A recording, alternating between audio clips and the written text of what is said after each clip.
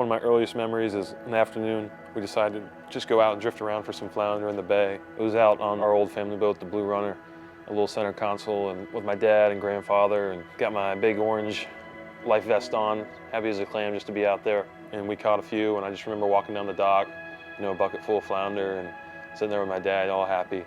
Go home, clean it up, and have it for dinner. And then at the beach house, we got an older beach house built in the 30s, big family dining table in the middle. A bunch of family memories around that table, stories told from my grandparents and uncles, and so nothing's better than a fresh catch and family dinner around that table. The excitement and the adrenaline rush that I got back then, it just hooked me instantly, and ever since I've been locked in on it. There's truly nothing more relaxing for me, more resetting. That's really my happy place outside football.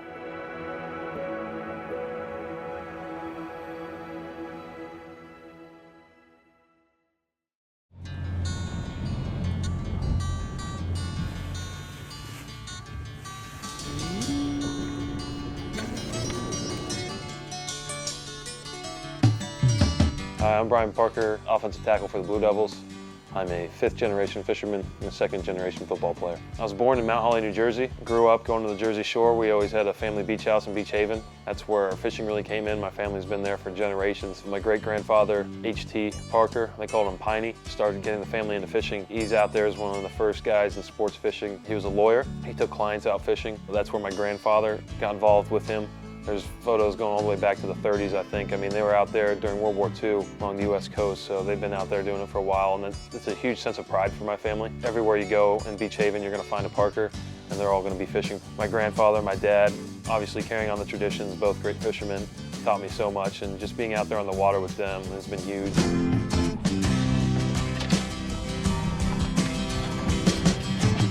We've helped found the Beach Haven Marlin Tuna Club, and my great-grandfather helped with that.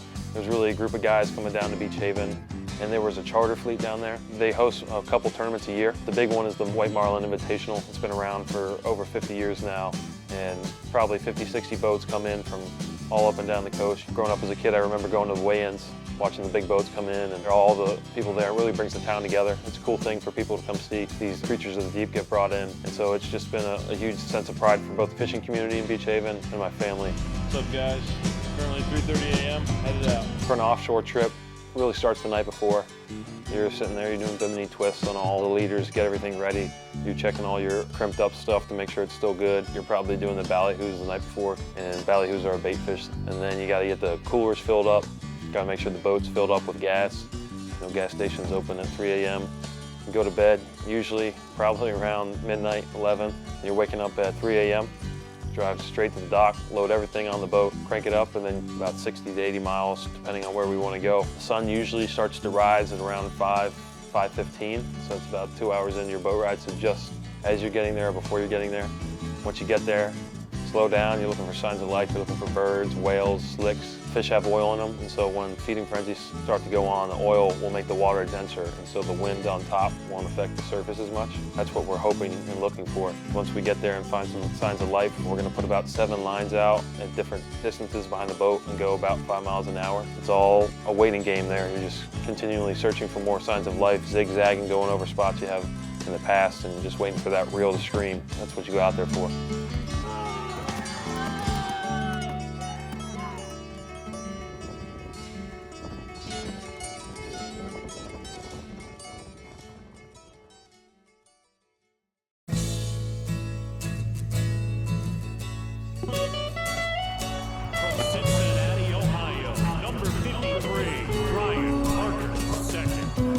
Football shaped me. It's honestly kind of the same way, that kind of family aspect. Got into sports when we moved to Cincinnati, Ohio in the 3rd grade, started playing football.